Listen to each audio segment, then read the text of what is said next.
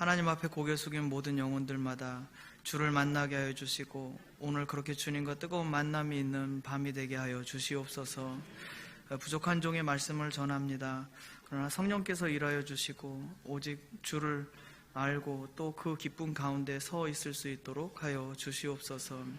우리를 위해 십자가 지시기를 꺼리지 않으신, 그리고 끝내 죽으시고 다시 부활하신 우리 주님 예수님 이름으로 기도합니다. 아멘. 할렐루야. 오늘 이 저녁에 오신 여러분 가정 하고 계신 모든 일들 가운데 우리 하나님의 도우심의 손길이 함께 하시기를 주의 이름으로 축원합니다. 오늘 말씀은 이제 본격적으로 지금까지 신약과 구약의 400년간의 그 길고 긴 암흑 시대를 정말 여러분도 암흑이었지만 그 험난한 길들을 잘 걸어오셨습니다. 오늘 이제 이 캄캄한 인류의 역사 가운데 한 줄기 빛이 탁 비춰나는 거예요. 그 빛이 어디인가? 인류의 역사를 바꿔놓을 수 있는 이 빛, 이 영원한 생명의 빛이 어디서부터 나타났는가? 그것을 찾아보고 연구하고 그것을 기록으로 남긴 사람이 있었습니다. 그 사람이 바로 누가입니다. 누가.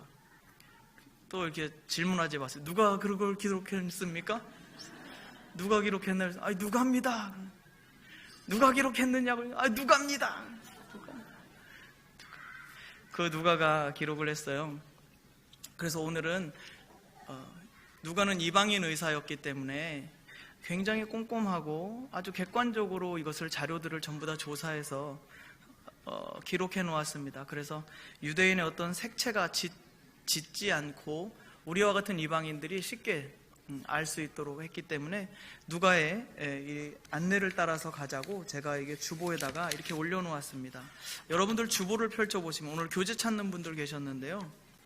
오늘 교재는 따로 없습니다. 이렇게 주보에 신앙생활 도우미 8면에 이렇게 있어요. 그래서 오늘은 첫 번째로 누가의 안내를 따라서 예수 그리스도의 나심, 그리고 세례 요한과 또 예수님께서 시험 받으신 부분까지 이렇게 나가고, 그 다음에 네 번째 보시게 되면 사도 요한의 안내를 따라서 그분의 첫 사역, 그리고 성전 청결 사건을 이렇게 나누면서 예수님의 사생애, 공생애 이전의 삶과 그리고 공생에 들어가실 때 그 공생의 의미를 간단하게 이렇게 나누려고 합니다. 오늘 성찬 예식이 있기 때문에 또 간략하게 이렇게 핵심 요점만 나누도록 이렇게 하겠어요. 처음에 우리 누가가 이렇게 보았을 때 예수님, 그리고 예수님이 오시기 전에 반드시 그 앞에, 예수님 앞에 누군가가 와서 주께서 사자를 보내셔서 그 앞에 먼저 오게 하시고, 그래서 세례 요한의 출생의 경위와 예수님의 출생의 경위를 자세하게 누가복음서에 기록해 놓고 있습니다. 그래서 첫 번째로는 구약 성경 어디에서 과연 그런 이야기가 나왔는지, 그래서 누가복음에 세례 요한과 예수님의 출생 사건이 이렇게 자세하게 기록되어 있는지 구약의 예언을 한번 다시 찾아가 보려고 해요. 방송실에서는 제가 말씀드렸던 스크린을 이렇게 띄워주시면 되겠습니다. 예, 감사합니다. 자, 말라기 3장 1절 2절 그 말씀입니다. 구약의 맨 마지막 선지자였죠. 그래서 그 이후로 하나님께서 나타나셔서 말씀하신 역사가 없습니다. 하나님의 행동하심도 전혀 없었고 캄캄한 암흑기 속에서 이스라엘 백성들은 이리 쳐이고 저리 치이고 하면서 정말 고통과 슬픔의 나날을 보낼 수밖에 없었는데요. 그때 말라기에서 마지막에 한 가지 소망의 끈을 이렇게 만들어 놓으셨습니다. 우리 같이 한번 1절을 읽어보겠습니다. 시작.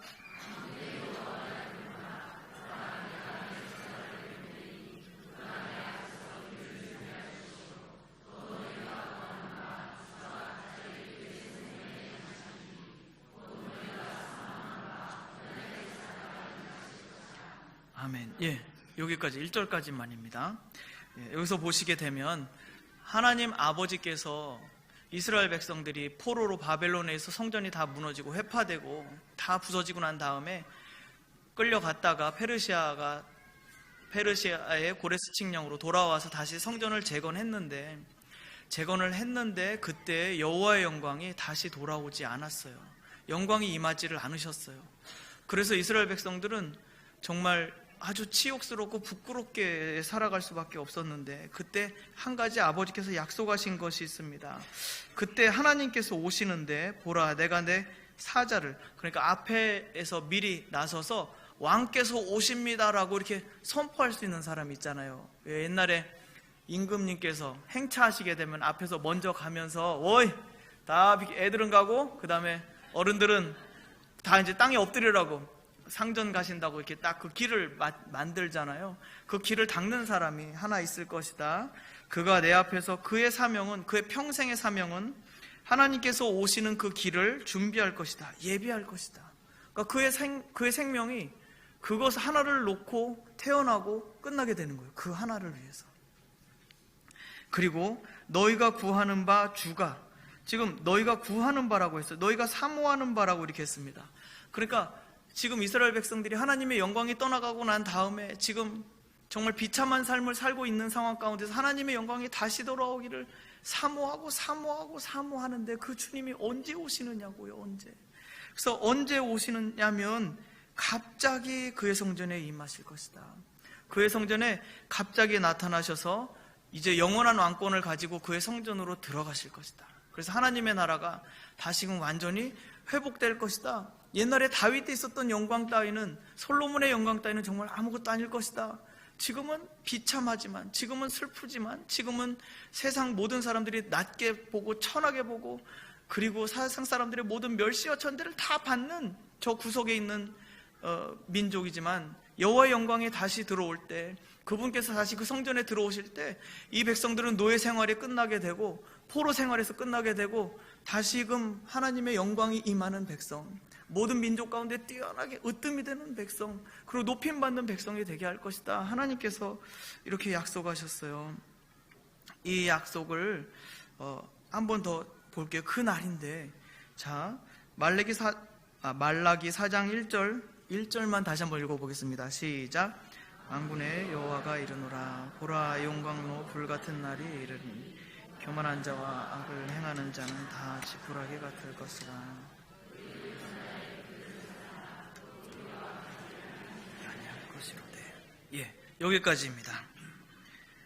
네, 여기에서 보시게 되면 여호와께서 그 날, 불같은 날이 임할 것이다 말씀하셨고, 그 이르는 날에 지금 하나님께서는 그 날, 어느 한 일정한 날을 이야기하고 있습니다. 하나님께서 임하시는 그날에, 그분께서 임하시는 그날에 용광로 불같은 날이 이를 것이다. 그래서 어떠한 자들이 불살라진다고요?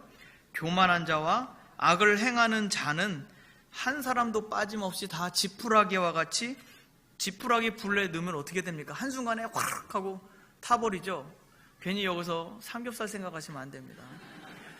확 타버리듯이 그날 그 심판의 날에 하나님께서는 불길과 같은 그 속에서 지푸라기와 같은 인생, 교만하고 하나님을 경외할 줄 모르고, 그리고 여기 악을 행하는, 하나님 두려움 없이 자기 마음대로 방탕하며 방종하고 악을 행하는 모든 자들을 전부 다 심판하시겠다는 심판의 약속이 있는 거예요. 그런데 하나님이 임하셨을 때 심판만 있으면 인류가 어떻게 될까요? 멸망하겠죠. 근데 하나님께서 오셨을 때 심판과 동시에 같이 하시는 일이 있으신 거예요. 그 심판, 그 마지막 날, 하나님께서 임하시는 그 마지막 날에는 2절을 같이 읽어보겠습니다. 시작. 해가 떠올라서 치료하는 광선을 비추리. 너희가 나가서 외양간에서 나온 송아지같이 뛰리라. 예, 바로 이겁니다. 이겁니다, 바로. 하나님의 이름을 경외하는 너희에게는 지금 이쪽 주변은 다 죽어가고 있어요. 다. 이 하나님을 경외하지 않는 모든 자들은 지푸라기가 이 용광로의 불, 그 뜨거운 풀무불에 확 타듯이 전부 다 불살라질 것이에요. 그런데 여호와 이름을 경외하는 사람들은 운명이 그날 갈라지는 거예요. 주께서 오시는 그날에 이 여호와 이름을 경외하는 자들에게는 오히려 치료한다는 거예요. 공의로운 해가 떠올라서 치료하는 광선을 비추리니, 그 빛이 닿을 때 우리는 회복될 것이고, 주를 경외하는 자들은 회복될 것이고, 기쁨의 잔치, 축제를 벌이게 될 것이다. 그 얼마나 기뻤는지 외양간에서 나온 송아지처럼 뛰게 될 것이다 라고 말씀하시는 거예요. 그러니까 여호와께서 임하시는 그날은 악을 행하는 자와 교만한 자들에게 있어서는 죽음과 심판의 날이요, 그리고 그분이 오시는 그날에 그분을 경외하는 자들에게는 엄청난 치료의 광선이 임하여서 치료하시는 바로 그날이다 이겁니다. 자, 그러면 이 말라기 선지자의 예언을 듣고 이스라엘 백성들은 그날을 기다렸겠죠. 기다렸는데 그게 400년인 거예요. 100년도 아니고 30년도 아니고 100년도 아니고 130년도 아니고 200년도 아니고 400년을 이렇게 기다릴 수밖에 없었던 거예요. 그 기다림의 끝에 이제 이 약속하신 대로 하나님 앞에 사자를 보내셨고, 그 다음에 주가 갑자기 오신 이야기가 이제 펼쳐지게 됩니다. 지금 주가 오실 때는 두 가지, 심판과 구원이 동시에 일어난다는 것을 염두에 두시고 이제 이것을 보게 될 거예요. 그 400년의 침묵을 깨고 하나님께서 결정적으로 일하시고, 그리고 하나님께서 나타나기 시작하는 이 시점이 바로 무엇이냐면 세례 요한의 수태고지와 예수 그리스도의 수태고지. 그래서 엘리사벳과 마리아 서로 둘이 만나는 거 기억하시죠? 그래서 갈릴리에 있던 마리아가 유대에 있는 엘리사벳 친척을 찾아가서 같이 이제 임신했는데, 세례 요한은 6개월 빠르고 예수님은 6개월 느리고, 그래서 둘이 뱃속에 있는데 너무 기뻐했었다. 그리고 마리아가 그때 노래를 불러요. 참 이 노래가 기가 막힌 노래입니다. 제가 이 주보에 올려놨는데요, 그 마리아의 찬가가 자기가 임신한 그 뱃속에 있는 아기를 바라보고 노래를 불렀어요. 하나님의 큰일이 노래는 못합니다. 그냥 노래로 들으세요. 하나님의 큰일이 시작되어 지금까지 흘러왔는데 이 일은 인류 구원을 향한 일이다. 하나님의 나라와 열방 다 모든 나라들 와서 이 나라를 보라. 세계 제국의 왕들은 교만하여 하나님께서 끌어내릴 것이다. 그러나 가난한 자들에게 복음을 전하시는 왕은 영원한 왕이시다. 그래서 그 왕은 이스라엘의 왕이시다. 조상 아브라함과 맺은 언약을 지금까지 이루시되 나를 통해서 지금 이루고 계시다. 자신을 하나님의 역사의 통로로 이렇게 완전히 내어드린 거예요. 그러면서 노래를 막 불러요. 그리고 나서 여기에 지금 성경에 보시게 되면 예수님의 족보에 대해서 나오게 됩니다. 예수님의 족보를 보게 되면 우리가 약간은 좀 다른 차이점들을 발견할 수 있어요. 제가 지금 화면에 띄워드린 예수님의 족보는 예수님이 누구신가에 대한 철저한 조사와 추구의 끝에 나온 이 족보겠죠. 이 족보를 보시게 되면 마태가 기록한 족보입니다. 이 마태가 기록한 족보에서 보게 되면 여기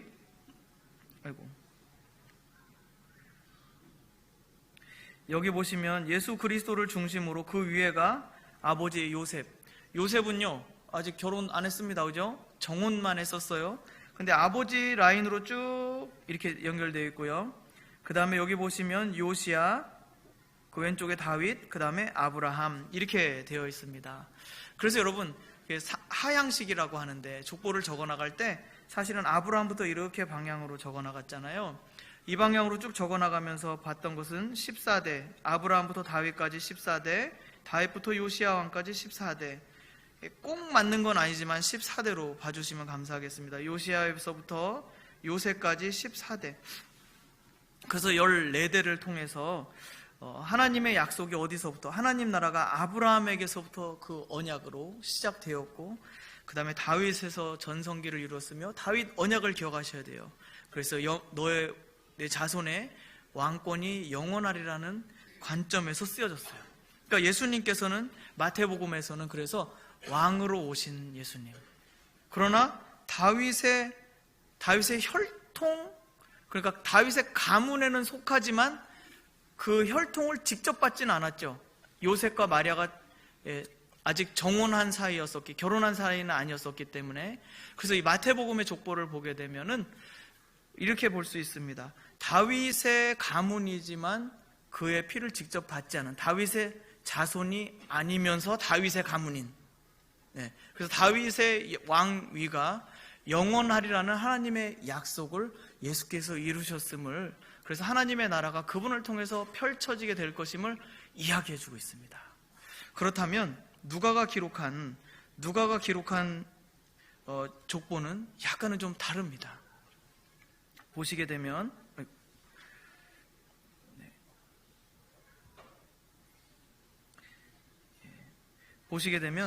누가는요 예수님으로부터 예수님, 그 위에가 누굽니까? 마리아로 이렇게 되어 있죠. 마리아로 되어 있습니다. 그래서 엄마 쪽으로 쭉 타고 올라가요. 그래서 거꾸로 이렇게 쭉 상향식 족보입니다. 그래서 아브라함에서 멈춘 것이 아니에요. 아브라함에서 멈추지 않고 쭉 계속 올라갑니다. 계속 올라가서 첫 번째 아담, 그리고 그 이상인 하나님, 하나님의 아들이신 예수 그리스도. 그리고 창세기에서 기억하시죠? 여인의 후손, 여인의 자손이 뱀의 머리를 어떻게 할 것이라고요? 짓밟아 부셔버릴 것이다. 그 약속이 이루어졌음을 여기서 나타내고 보여주고 있습니다. 그러니까 지금 여러분 이게 기억하실 거예요.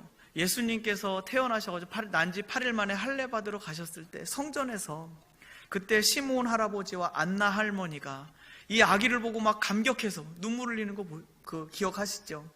하나님, 제가 주의 영광을 정말 죽기 전에 주께서 오실 것을 보리라 하셨던 그 이분을, 이 아기 왕이신 이 예수님을 비로소 내가 보았습니다. 막 눈물을 막 흘리면서 온 인류의 구원자이실, 온 인류를 구원하실 바로 그분이시고 그의 백성을 구원하실 분이 정말 저의 품에 안긴 이 영광을 제가 감사드립니다. 막 그러면서 할아버지 할머니가 얼마나 기도하시는지 여러분 그 기도를 한번 나중에 꼭 읽어보십시오. 그리고 예수님께서 아기의 모습으로 오셨을 때 그 감격, 그것들을 한번 누려보시면 좋겠습니다. 자, 그렇게 해서 제가 이제 여기에서 그 다음 장으로 이렇게 넘어가도록 할게요. 진도가 생각보다 굉장히 빨리빨리 빼기 때문에 그냥 천천히 들으시면서 여러분은 핵심만 이렇게 짚으시면 되겠습니다. 예수님께서 이제 그렇게 성장해서 어린 시절을 보낸 것은 굳이 이야기하지 않겠습니다.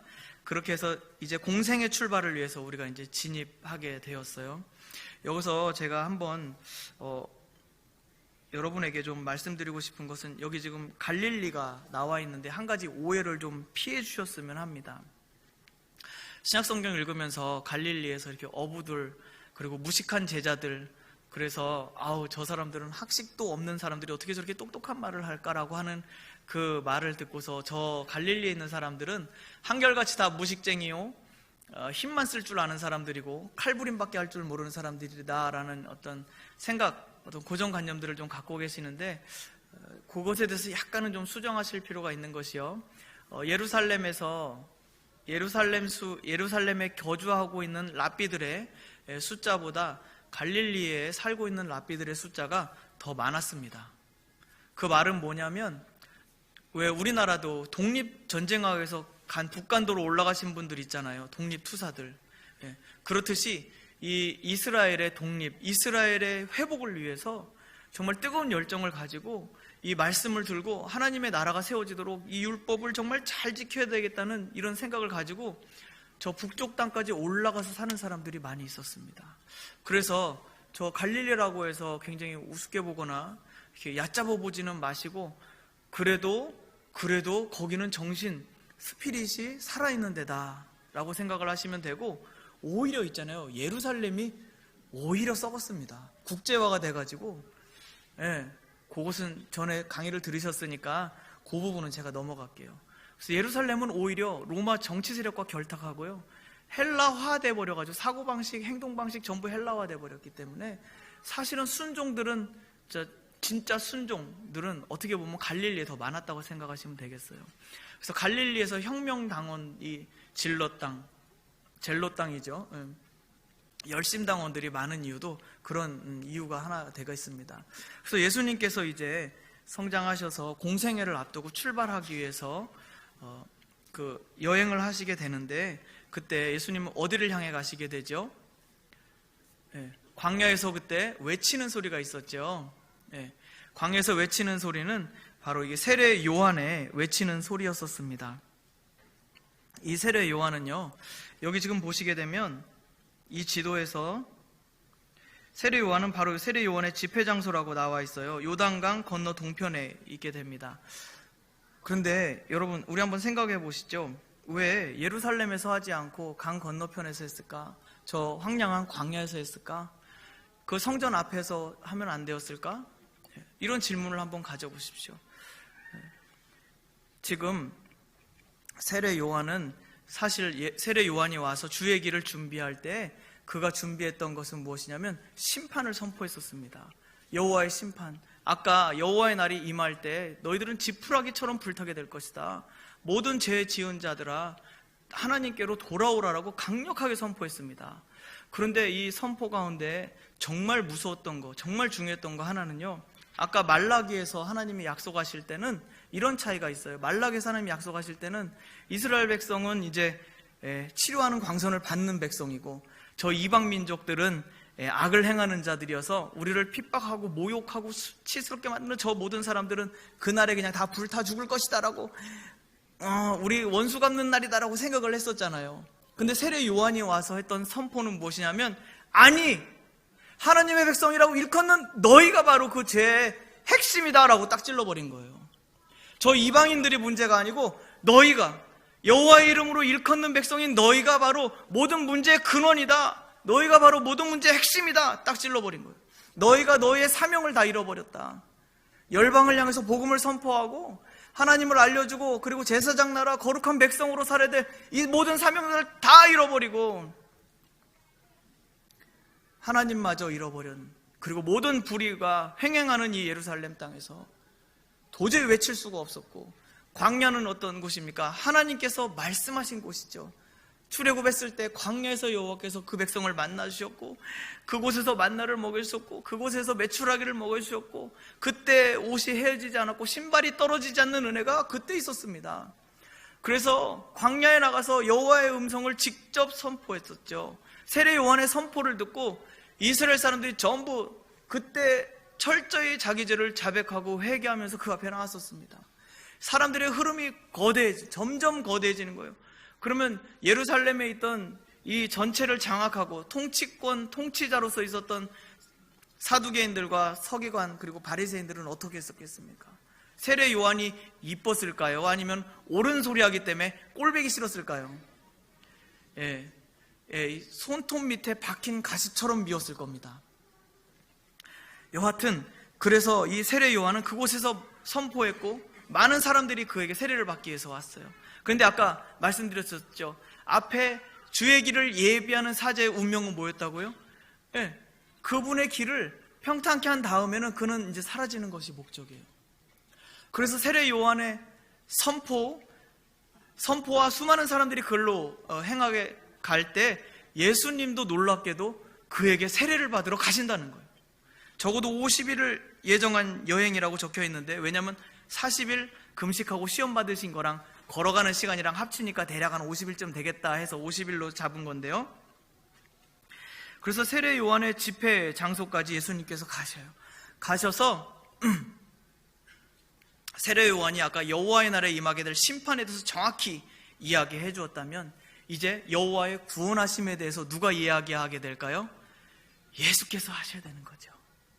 그래서 주의 길을 준비하고, 그 다음에 예수께서 세례 요한에게 딱 세례 받으러 가셨을 때 세례 요한이 아이고 바로 오실 그분이신데 제가 어떻게 주님의 신들매 이 신발끈조차 저는 이게 풀거나 할 수 있는 사람이 아닙니다. 어떻게 저한테 세례 받으러 오십니까? 라고 하자 예수님께서 이 모든 것이 의를 이루기 위해서 필요합니다 라고 하셔서 거기에 고개를 딱 숙여버리세요. 여러분, 예수께서 동정녀 탄생하셨어요. 과학적으로 증명하는 것이 중요한 게 아닙니다. 예수님이 어떻게 동정녀에서 탄생했는가 그거를 생각하라고 성경에 적어놓은 게 아니고, 예수님께서 성령으로 동정녀에게 잉태되었다는 이 사실은요, 하나님께서 준비하신 어린 양이 거룩하고 흠이 없다라는 걸 이야기해 주는 거예요. 그분이 흠이 없는 자라야만 죄를 대신해서 죽을 수 있기 때문에, 그래서 그분이 죄 없는 분이, 흠이 없는 분이, 온전하신 분이 어떻게 사람의 아들 세례를 베풀고 있는 요한에게 가서 세례를 받습니까? 말이 안 되는 거죠. 그런데 예수님이 왜 세례를 받으셨습니까? 왜 곧 심판 앞에서 죽어야 될 사람처럼 그렇게 그 앞에 가서 세례를 받으셨습니까? 그것은 백성의 죄를 담당하기 위해서, 이 백성의 죄가 곧 나의 죄임을 공식적으로 선포하는 자였기 때문에 그랬습니다. 선포하는 그 자리. 이 백성의 죄가 다른 누구의 죄가 아니라 나의 죄입니다. 내가 저들과 같습니다. 그래서 그 자리에서 예수께서 세례를 받으시고 물 위에 올라오실 때 하나님의 성령이 비둘기와 같이 임하셨고 사랑하는 내 아들이라고 말씀하셨죠. 그래서 세례 요한이 예수님이 딱 걸어오실 때 보았어요. 저분이 바로 세상 죄를 지고 가는 어린 양이시다.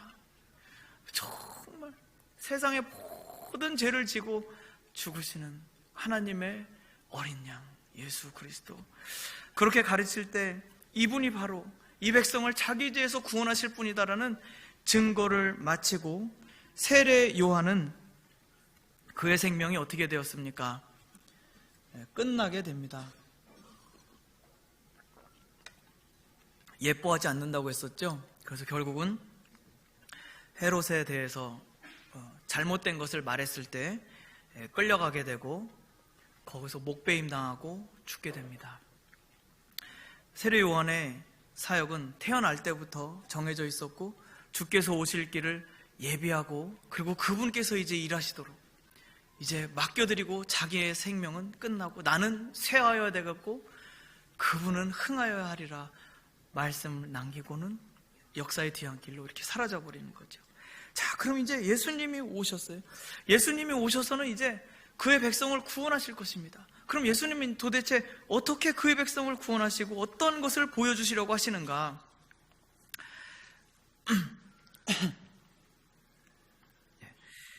함께 나누겠습니다. 스크린에 보시게 되면 지금까지 얘기했던 내용들이 전부 이렇게 정리가 됐습니다. 사생애, 그러니까 공생애 이전의 개인적인 생애시죠. 요셉, 마리아, 그 다음에 출생하셨고 그 다음에 애굽으로 피신하셨다가 나사렛으로 다시 귀향하셨고요. 세례 요한의 집회 장소에 내려오셨다가 그 다음에 어떻게 되죠? 쭉 넘어가게 되면은 요기, 이제 요게 나옵니다. 아까 세례 사건은 제가 말씀드렸고요. 그 다음에 그 밑에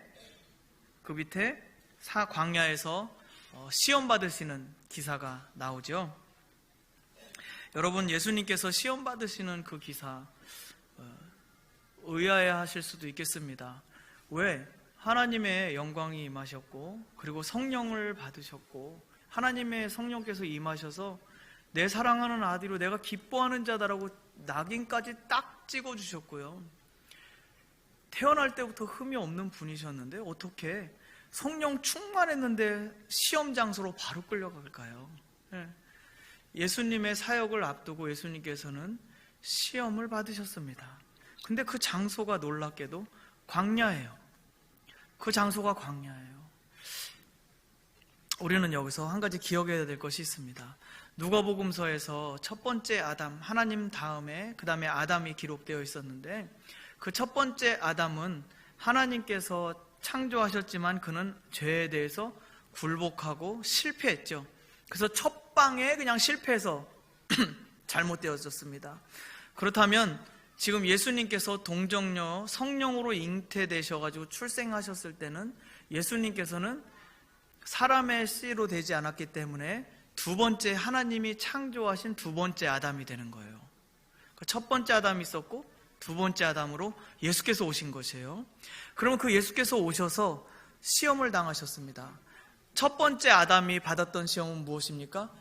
에덴 동산, 엄청나게 땅 좋고 먹을 거 많은 곳에서 손만 뻗으면 먹을 수 있는 풍요로운 동산에서 그곳에서 딱 모든 것을 다 할 수 있으되 딱 한 가지만 하지 말라고, 그게 선악과를 먹는 거.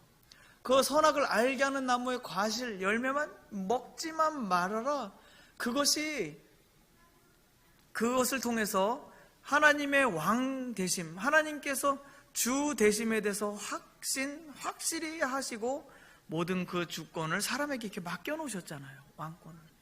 그런데 아담은요, 아쉽게도 이 선악과를 처음엔 피했겠지. 하와도 처음에는 보기는 좋아도 그냥 넘어갔겠죠. 그런데 뱀이 와서 계속 꼬시니까 어쩔 수 없이 그것이 끝내 지속적인 순종에서 타락하게 된 거예요. 그 선악과를 계속 먹지 않았어야 되는 것인데 그것을 먹음으로 타락했잖아요. 그런데 예수님은 지금 두 번째 아담으로 오신 예수님께서는 죄에 대해서 지금 어떻게 하고 계신지 보십시오. 광야에 하나님께서 던져놓으셨습니다. 그러면 첫 번째 아담이 했던 좋은 환경과 전혀 상관이 없는 정말 척박한, 정말 물 한 모금 마실 수 없는 이 캄캄한 이 척박한 환경 가운데 예수님을 딱 던져놓고 40일간 굶주리게 하셨습니다. 자, 그렇다면 누가 먹고 싶은 욕구가 제일 클까요? 첫 번째 아담이 먹고 싶은 욕구가 크겠습니까? 두 번째 아담 예수님께서 먹고 싶은 욕구가 크시겠습니까? 40을 굶겨놨는데 두 번째 아담이신 예수께서 정말로 그분은 정말 배고프셨을 겁니다. 저도 그에 준하는 금식을 하진 않았지만 비슷하게 가봤는데 와, 진짜 사람 잡더라고요. 너무 힘들어요. 진짜 너무 힘들어. 막 금식 기도는 하나도 생각이 안 나고, 뭔 기도인지 하나도 생각이 안 나고, 오직 먹을 것만 생각나요, 머릿속에. 오직. 그러니까 이게 이 먹는 것에 대한 욕구는요 정말 끝내줍니다. 이게 정말 포기할 수 없는 거예요. 여러분 생각을 해보세요. 그 배고픈 예수님에게 사단이 다가와서 이 돌덩어리를 떡으로, 빵으로 만들어봐. 너 먹고 싶은 걸 이렇게 먹어봐. 그리고 성전에 데리고 올라가서 뛰어내려봐. 천사가 너 다치지 않게 할 거야 라고 이렇게 했습니다. 제가 지금 여기 화면에 띄워드린 것은 이거 아주 옛날 고전적인 이론이죠. 사람의 욕구의 발달 5단계라고 해서 에브람 메슬로우가 만들어 놓은 건데요, 제일 바닥에 있는 욕구가 이게 밥 먹는 욕구예요. 생리적 욕구, 가장 기본적인 게. 그 다음이 안전의 욕구, 내가 안전해야 된다는 거예요. 위험한 상태에 있어서는 안 된다는 거예요. 그래서 이 두 가지는 신체적 요인 영역인데 우리 몸이 그냥 기본적으로 원하는 거예요. 먹고 자고 쉬고 안전한 곳에 거해야 되고, 이건 가장 근본적인 욕구이기 때문에 이것이 만족되지 않는다라면 그 위에 어떤 것도 될 수가 없는 거예요. 이 기본적인 것이 만족될 때야, 그렇죠, 우리나라도 배고플 때 아무 정신 없었잖아요. 그 다음에 배가 좀 채워지고 난 다음에 뭐 자아실현도 하고 뭐 이렇게 하지, 언제 그걸 하겠습니까? 그래서 가장 기본적으로 생리적 욕구, 육체에 관련된 생리적 욕구가 채워지고 난 다음에야 심리적 요인, 사회 귀속, 소속감의 문제, 자아 욕구, 자기를 표현하고 싶은 문제, 그 다음에 자기 실현의 욕구가 있는 거예요. 근데 여러분, 세 번째 사단이 이야기한 세 번째 그것이 천하왕국의 모든 권세를 내가 너에게 주겠다라고 얘기했잖아요. 그 이야기가 뭐냐면 자아 실현의 욕구의 끝입니다. 옛날 로마 황제들은 자기가 가끔 이렇게 자기가 신인지 사람인지 헷갈렸다고 해요. 그 이해 가세요? 권력의 정점에 서 있게 되면 뭐든지 내 마음대로 할 수 있게 돼요, 정말로. 그래서 내가 신인가 사람인가 헷갈려진대요, 점점. 그 권력의 맛을 들이게 되면. 그래서 내가 신인 게 맞는 것 같아. 내가 신이 맞아. 이렇게 된대요. 그래서 사단이 주는 생각은 무엇이냐면 너에게 모든 권세를 다 주겠다. 이 세상 것을 다 주겠다. 지 것도 아니면서 그런 생거짓말을 이렇게 잘하는 거예요. 지 것도 아니면서. 나 진짜 어이가 없었어요. 그래서 그것을 주겠다고 하니까 예수님 끝까지 어떻게 하셨죠? 이 모든 것을 다 단칼에 거절하셨어요. 단칼에. 그럼 생각해보세요. 밥 먹고 사는 문제에 대해서 예수님 어떻게 하셨죠? 단칼에 거절하셨어요. 안전의 욕구, 내가 안전하게 돼, 안전을 지켜주세요, 이 욕구에 대해서도 완전히 단칼에 잘라버렸어요. 그리고 내가 세상의 왕에 되어서 나의 왕권이 영원하게 될 것이다라고 선포하지도 않으셨어요. 사단이 제시한 것은 뭐예요? 당신이 하나님의 아들이신 것을 한번 나타내 보여봐 라고 계속 유혹했잖아요. 근데 예수님은 어떻게 하셨죠? 예수님의 자아는 어땠죠? 나는 하나님의 아들이야. 너가 하나님의 아들이 아니라고 너는 생각하기 때문에 나에게 하나님의 아들인 것을 증명하라고 얘기하겠지. 그런데 아니, 나는 하나님의 아들이야. 너에게 증명할 필요가 없어. 나는 하나님의 아들이기 때문에 하나님이 나의 모든 것 되셔. 그래서 내가 너에게 이것을 증명할 필요도 없고 나의 능력을 나타내 보일 필요도 없어. 왜? 내 속에는 하나님의 능력이 있기 때문에 나를 드러낼 필요가 전혀 없다. 그리고 그냥 떡 잘라버리셨어요. 여러분, 승리는 어디에 있느냐면 우리 안에 있어요. 광야에서 메마르고 헐벗고 그리고 비참하고 가장 불쌍한 인생의, 아주 배고픈 인생의 그 시절에 그 시절에 하나님께 자신을 완전히 맡길 수 있다면, 그때 하나님께 완전히 내 자신을 의탁할 수 있다면 그때 승리하는 거예요. 사실은 세상에서 제일 무서운 사람이요, 배고파도 끄떡 안 하는 사람, 굶어도 물 마셔도 기죽지 않는 사람, 위험해도 죽으러 들어가는 사람, 그런 사람들 어떻게 감당해요? 못 감당합니다. 그래서 우리가 가지고 있는 모든 시험, 근심, 걱정, 고민거리들은요, 우리 안에서 승리가 없기 때문에 고민이 생기고, 그리고 우리 안에서 주께 완전히 맡기지 못한 부분 때문에 생각이 자꾸 돌아가는 거기 때문에 힘들어지는 것입니다. 이 생각을 멈추게 하려면 어떻게 되죠? 주께 완전히 맡기는 것은 언제냐면 내가 하나님의 자녀인 것을 선포할 때, 그분의 무한한 능력이 내 안에 들어와 있다는 것을, 예수를 믿음으로 내 안에 들어와 있다는 것을 강력하게 선포할 때, 그때 내가 내 능력을 의지하지 않는 시점이 되는 것이고, 그 시점부터 진짜 믿음의 길로 들어가게 되는 거예요. 하나님의 능력을 완전히 의지하게 되는 그때, 그때 바로 하나님이 일하시는 것이죠. 예수님이 어떻게 그의 사역 가운데 계속해서 다니면서 계속 승리만 하셨습니까? 여기 광야에서 자기 자신 안에서 승리하셨기 때문에 그렇습니다. 이때 사단의 유혹에 솔깃해가지고, 그래? 그랬다면 여러분 어떻게 되겠습니까? 하나님의 능력이 어떻게 예수님을 통해서 나타날 수 있겠습니까? 이미 영혼을 빼앗겨 버렸는데요. 근데 예수님이 이 광야의 시험을 통해서 그는 이미 승리하셨습니다. 세상에 대해서 승리하셨고, 보라, 세상을 이겼다 말씀하시는 거예요. 세상을 이긴 주님이 여러분 안에 계십니다. 그분은 영원한 능력으로 여러분 안에 들어와 계세요. 어떻게 해요? 믿음으로. 그분이 내 안에 계신다는 것을 믿음으로 내 안에 들어와 계시는 거예요. 별다른 방법이 있습니까? 특별한 수련을 해야 됩니까? 아니요, 어떤 수련도 필요 없습니다. 어떤 특별한 방법도 없습니다. 하나님이 주시는 선물은 믿기만 하면 믿는 자에게 주시는 은혜입니다. 그래서 예수님이 이미 승리하셨기 때문에 그는 이제 올라가기 시작했어요. 여기 세례 요한의 제자였던 요한과 안드레, 그리고 베드로, 빌립, 나다나엘 다 같이 데리고 이제 다시 갈릴리로 올라가십니다. 여기 유대에서 저 위로 올라가는 거죠. 갈릴리로 올라가게 되는데, 갈릴리 올라가셔가지고 가나의 혼인잔, 이제부터 사도 요한의 안내를 따라가게 되겠습니다. 사도 요한의 안내를 따라서 예수님의 첫 번째 기적을 잡아놓았는데, 요한복음서에 보게 되면 갈릴리 가나의 혼인잔치라고 이렇게 나와 있죠. 예수님의 첫 번째 기적이 혼인잔치에서 물을 포도주로 만드신 사건입니다.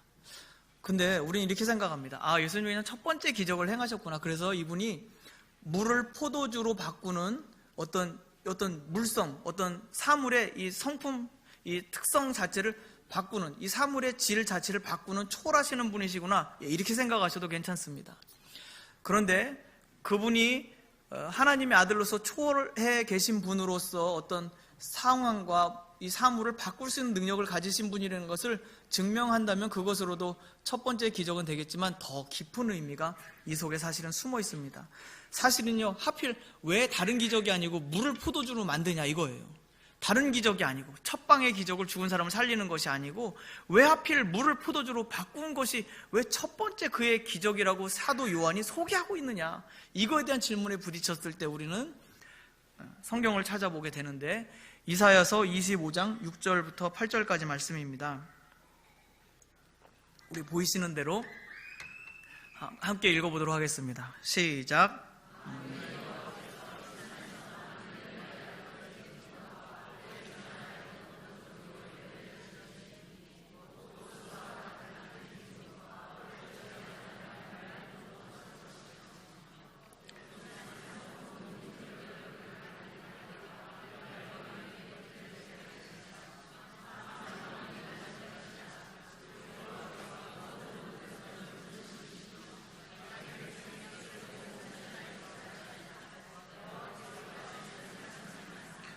아멘. 여러분, 바로 여기입니다.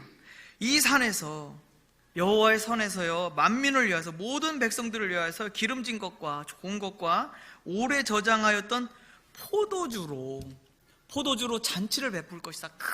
큰 잔치, 연회를 베풀 것이다. 그때 하나님께서 하실 일이 있어요. 그게 뭐냐면 모든 민족의 얼굴을 가린 가리개와 열방에 덮인 덮개를 이렇게 제하신다는 거예요. 하나님을 보지 못하게 이 더러운 귀신들이 다 막아놓았던 이 막들을 다 걷어내버리시겠다는 거예요. 지금까지 우상들이 막혀있었던 이 모든 것들을 하나님 다 걷어내시고요, 그 다음에 8절에 보시게 되면 이게 정말 핵심인 겁니다.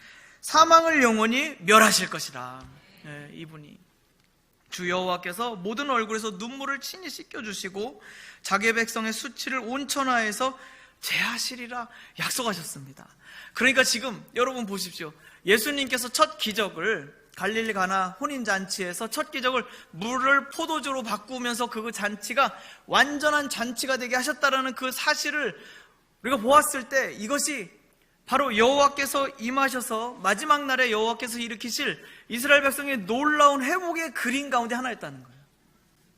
예수께서 오셔서 이 시대를, 이 새로운 시대를 오셔서 열으셨다는 증표로서 물을 포도주로 바꿔주신 거예요.